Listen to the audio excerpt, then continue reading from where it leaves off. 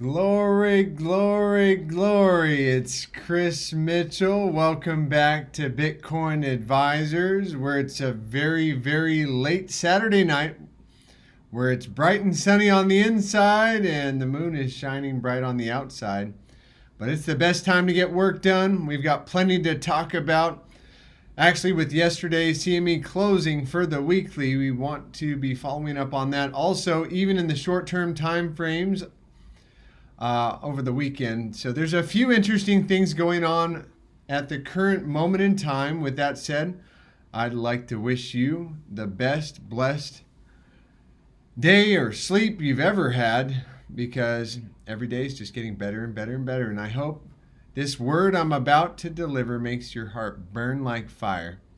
Not only are we going to talk about Bitcoin, gold, silver, the NASDAQ, the dollar, maybe a few tech stocks, but more importantly, a subject that is close to my heart, my main man, Jesus.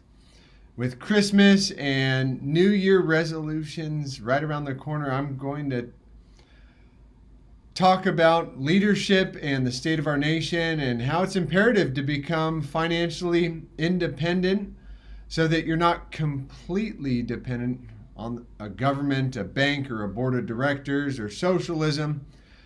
As we all know, our nation's societies and communities are suffering from an astounding leadership vacuum and a great divide. The blame usually falls at the feet of the individual who hasn't made the grade, and greed, timidity, and lack of vision are rampant among the current crop of, pseudo leaders. So this session is going to be devoted to examining your leadership quality and awakening your potential to become independently wealthy as a Bitcoin investor. Whether you're, whatever your experience is, this is going to be a great place to start.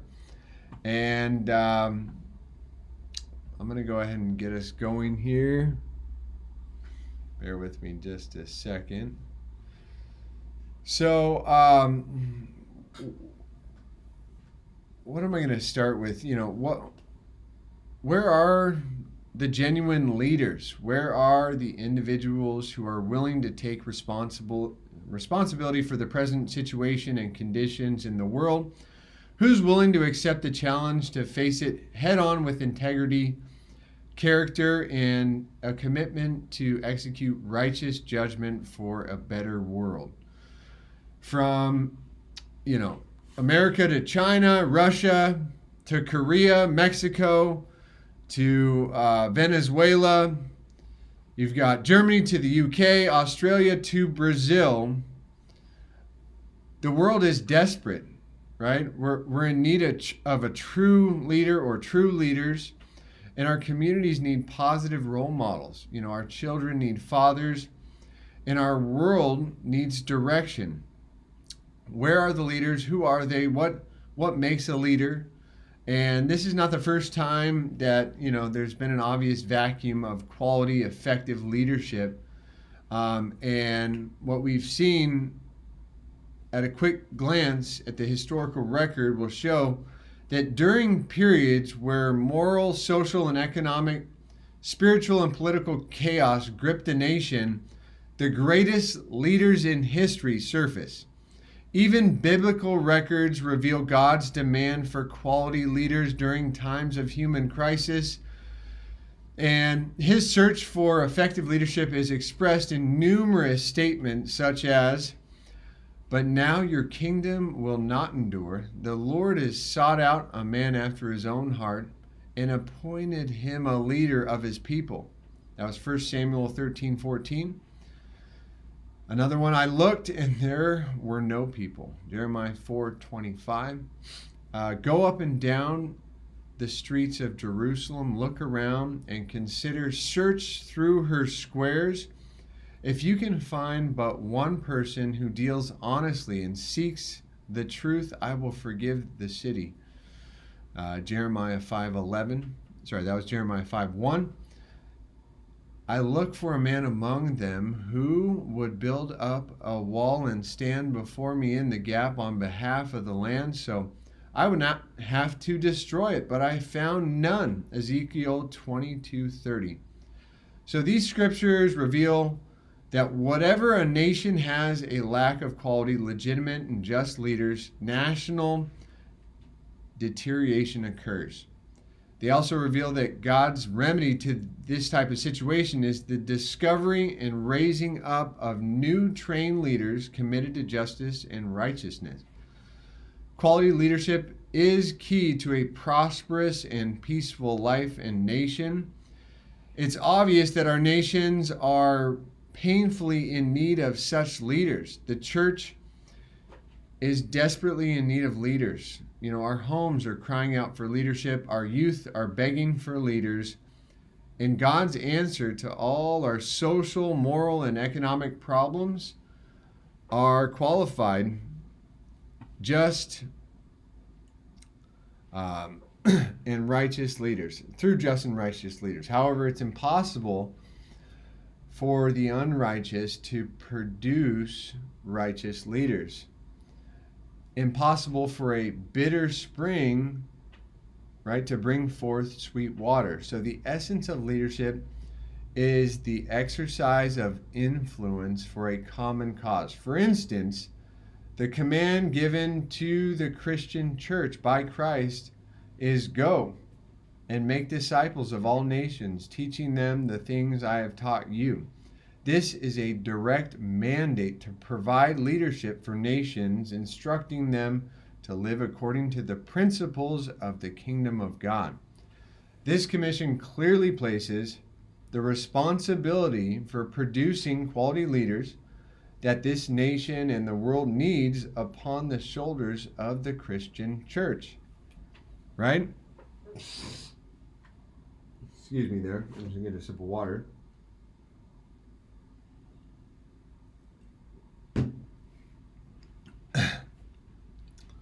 So the responsibilities for the Christian church, and I think we really need to examine that. And perhaps the church has grown timid and has been bowing down before man instead of bowing before him, and forsaking the responsibility to produce these quality leaders for the nations. And really, we all know our nations and societies and communities are suffering, right, from an astounding vacuum of leadership that's gone, right, and a great divide. And this session is going to be devoted to just examining your leadership quality, awakening your potential to become independently wealthy as a Bitcoin investor. And again, whether your experience is, whatever your experience is, this is going to be a great place to start. And, becoming a leader isn't easy, just as becoming a doctor or becoming independently wealthy isn't easy, right?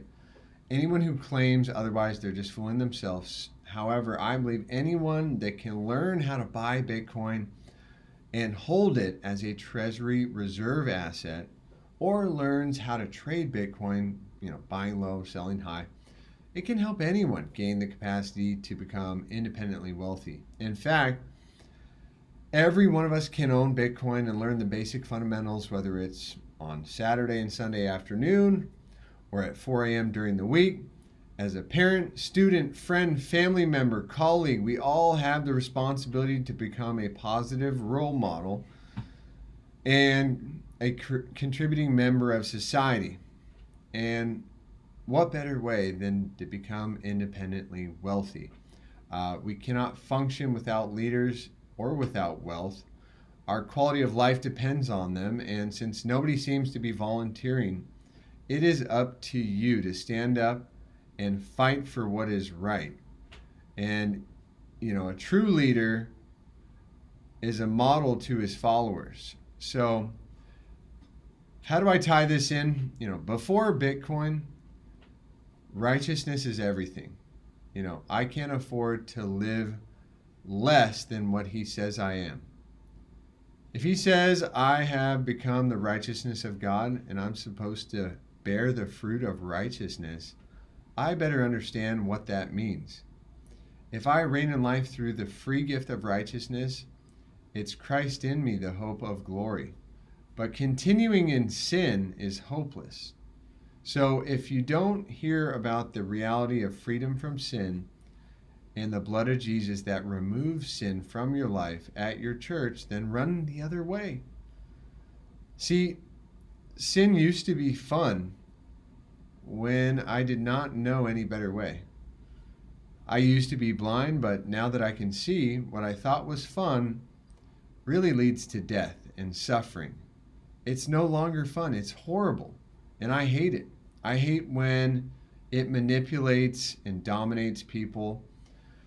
So I'm here to shout it from my platform, to shout it from a rooftop and say, you don't have to live that way. You can be free. Whom the Son sets free is free indeed. He didn't set you a little free. You're now completely free. So if you never dare to learn from him the freedom that you have acquired, you'll lose it. You'll end up you'll end up living in hell on your way to heaven. So in these perilous times, you can't afford to walk around with a ball and chain. You can't afford to live handcuffed to sin. That is not what God paid a price for. No, the fivefold gifts are to equip the saints, not the sinners. You and I are to be living stones, building up a spiritual house. We are the temple of the Holy Ghost. Jesus didn't come to the temple and say, I like your money changing tables. I like your animals. I like your idolatry you have here. It's great. No, Jesus comes and flips over the tables. He doesn't just hang out. He doesn't just come and put up wallpaper. He wants to knock out the walls. And he wants to take everything that separates you from being loved by God and loving God with everything you are. He wants to remove every stumbling block and every stone that stands in the way.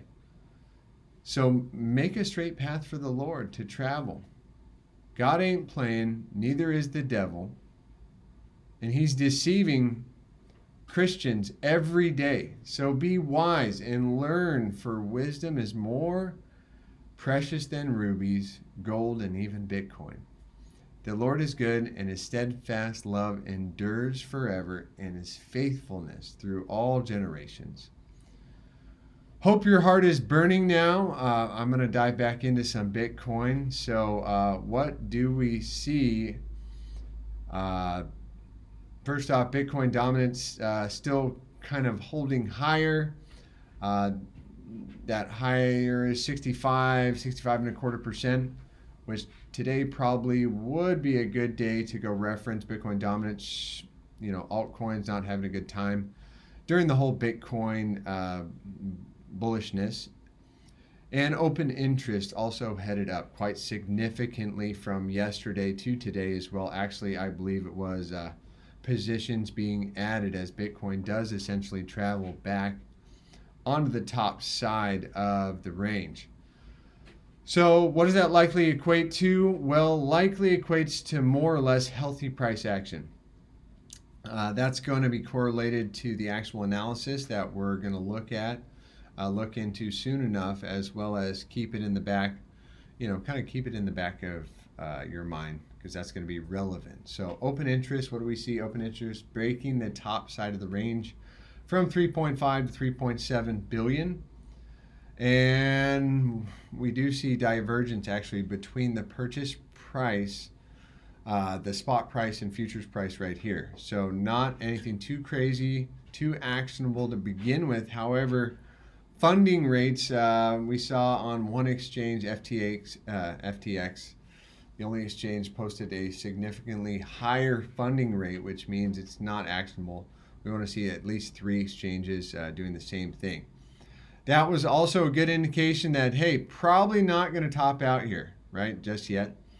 What we do see on the fear and greed index coming down 2 points, right? So from a 95 to a 93. So, it's curling over a little bit, but not much to talk about there. With that said, let's go ahead and take a look at the actual price action charts here. We're on the CMEs. We'll start off with the secondary charts today, which is, we've got the good old Bollinger Bands there.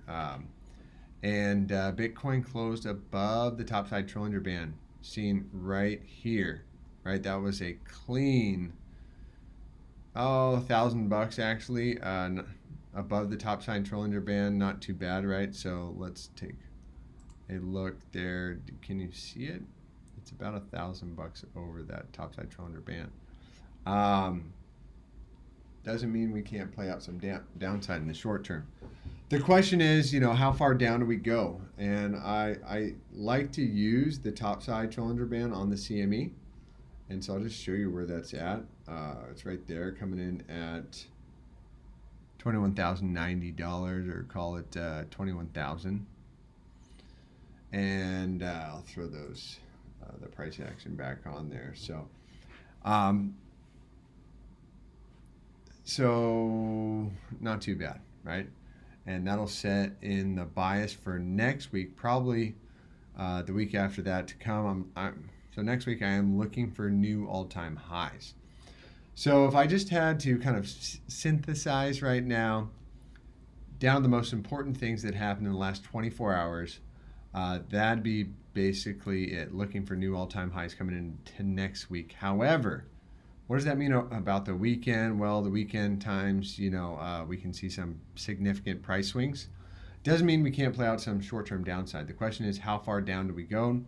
Like I said, I like to use the topside Trillinger Band here, likely as that point. So that's going to be an obvious one. Currently sitting at about $21,000. However, that's going to change over the next week to come. And for reference, the last week's move, it did rise up just under $2,000 from 19,000 to 21,000. That put it pretty much where our price action is at right now, rather at $23,000. So I'd be looking at that same area as a base, okay? And if Bitcoin does come down around there next week when CME's open, I would be looking at this more likely as an opportunity. Can things be fished a little bit lower? Absolutely, yes. But generally, I would be looking at this as an opportunity because this is a trend in progress right here. Okay, I just want to briefly go over this. And it will carry over into spot price action as well. Yeah. So it's healthily above. Almost, a clean $2,000 above. That would imply that this trend is just getting going, right? So we're just getting going, right? And especially after 1, 2, 3, 4 weeks right here, consolidation sideways. So you got 1, 2, 3, 4 weeks right there, sideways consolidation, and then it being resolved in the past week. More importantly, looking at this right here, we spent quite a bit of time checking this out today, right? I think right here, I just spent quite a bit of time checking this out here. Now I'm just going to put on I'm going to head back over here. So yeah. So if we wanted to see that 11,000, that's 11,500 right here, 550. That's what I was referencing back to here. That was a macro area that really did switch around our bias to bullish after we retested that prior high there. So that was just a macro level. Once we broke back above that 11.5 right there, you could see that, you know, we had a significant move up. So we broke from right there and just, you know.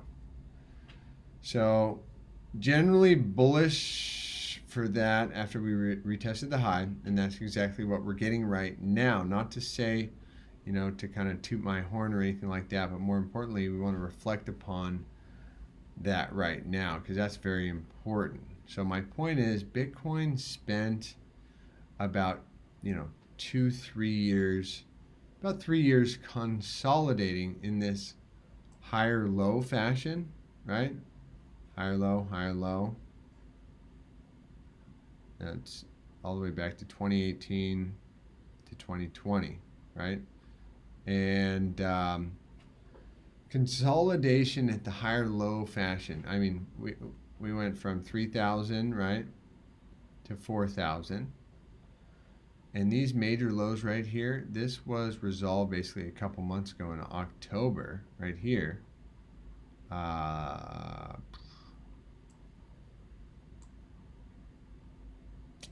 These higher lows right here in October. Oh, yeah, higher low, high low. So, what does that mean? My point is that for a lot of people who think that this rally is just getting too crazy, too euphoric, and I'm sure there will be some very, very nasty downs here and there, absolutely, as we typically do see in your major uptrends, you know, these 30% dumps, right? So here, say a nice dump, well, that's more than 30%, but you can go kind of back test that. 30% dumps, you know, downs over the past prior bull runs. At the end of the day, it's very unlikely that after 3 years of consolidation at a higher low fashion, to be fair, I mean, this is it's called reaccumulation on the whole. When you do look at it on a higher term time frame, as we're looking at it on a weekly right now, I think we're just going to smash through here after retesting the, you know, the prior all-time high, right? So when I say retesting the prior all-time high, what are we retesting right there? See that? We retested, smashed right through right there. So what does that mean? Now this is very likely to head onwards and forwards. The soldiers are marching. Bitcoin is marching much higher. And you know, I don't want to be in the moon boy category, right? But it's the truth here. And that's what it really comes down to, I suppose. But I am curious though. I want to take a little measure move here, right? So we did have this move here, right? This ascending triangle, and this is already hit, right? So let's just pull it back, right? So that measure move, we got that one already. That was from 11,500 to 19,000, and we called that on previous videos, right? Yet this latest consolidation, I mean, I'm sure people are going, Chris, is there a new formation on this? What can we do now, right? So let's go ahead and take a look here. And what we can do is kind of stretch this out a little bit. And yeah, you could make another formation here, and this be a much larger ascending triangle. Let's take a look. Target is going to be really high here, but where does that throw us up to? 35,200. So I don't even want to deal with the consequences of being adherent to that. I just had the curiosity. It is the weekend, and I'm not going to say much more about it than that, but let's talk about it. I'm curious. Yeah, this is going to be pretty valid here. You know, you just take this measure move and post it right there. Boom, and let's see how we're getting started. So we're not quite there yet, but you know, that's just my eyeball kind of target right here, 35,000. If we do line this up with one of our other favorite tools here called the Fibonacci retracement tool, which is right here from the ultimate high to the low. And what is that going to do for us?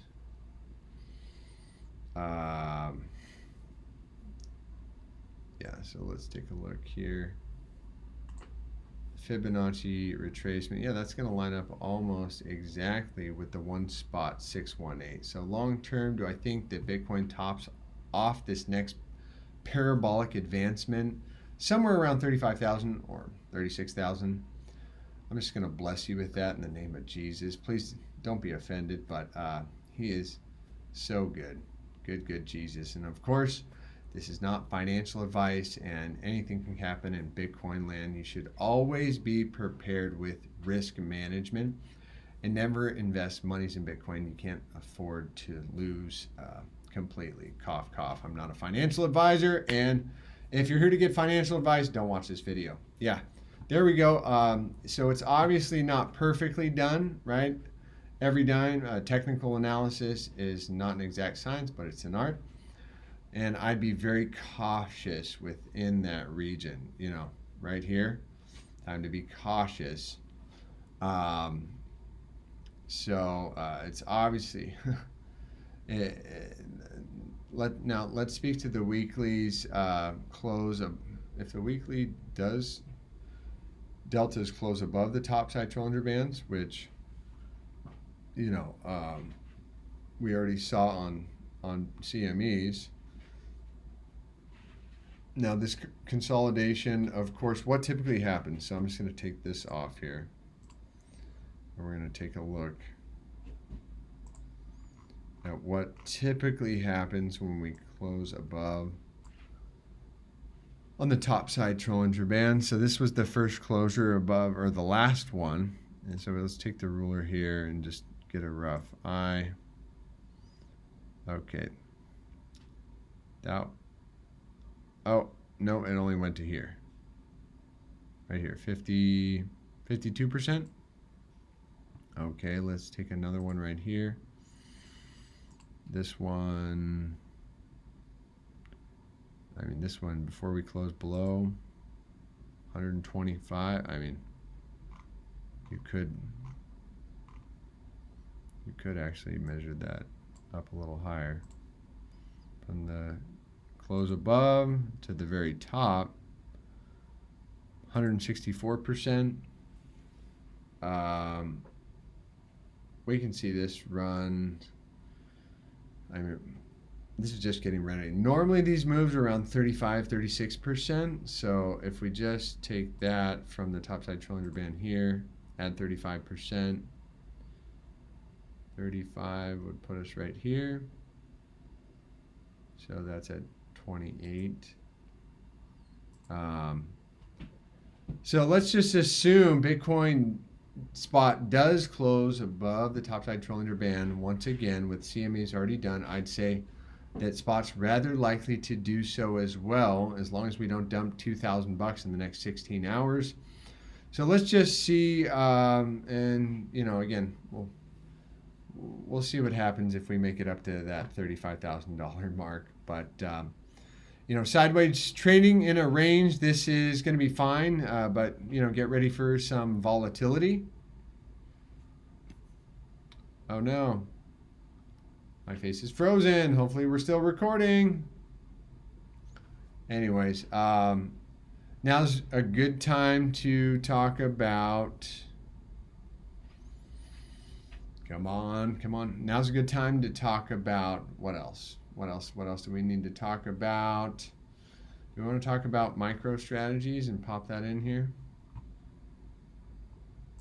Let's see if we can do that. Micro strategies, boom, parabolic move. Look at this thing.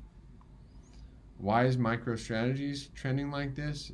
Maybe because they bought a lot of Bitcoin, $425 million worth of Bitcoin after a almost 20-year consolidation, and now Looks like a volume climax. So this is very, very bullish. We are hitting our target, and as long as we are closing above that, and we'll call it 280, 279, I'm still going to be very bullish on this one. Now, what else do we want to take a look at? Gold. What are my golds doing here? Gold is putting in a reversal. I'm just going to throw these moving averages back on. Gold confirming some, this is going to be, let's see. We're confirming, I'm going to take this off so it's not so convoluted here. Okay. Yeah, gold looks like it wants to head back up here. About 1960, 2,000 an ounce. Silver follows gold. Let's go ahead and take a look at Tesla. Tesla is coming up here. New all-time highs. Closing above the topside cylinder band. Very bullish. Let's take a look at.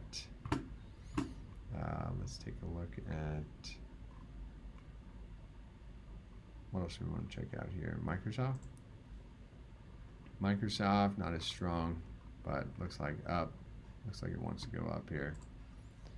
I'll probably test up here.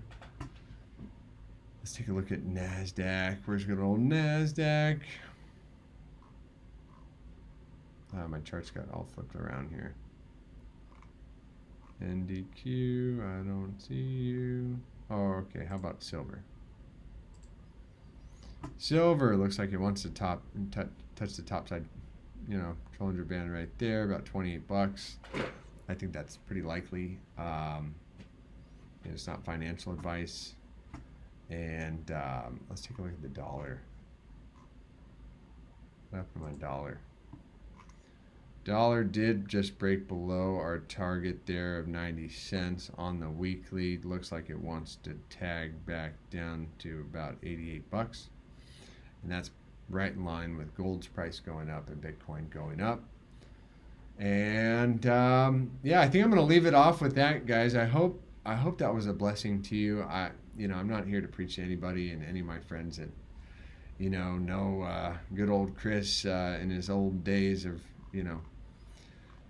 being a lost sheep. I'm only hoping it can be a blessing to you guys and be an encouragement to be a leader. And hopefully we can go forward and continue tracking Bitcoin and, using this bull market to our favor. And wishing you a happy, blessed day, a great sleep. And I'll be catching up with you guys here next week.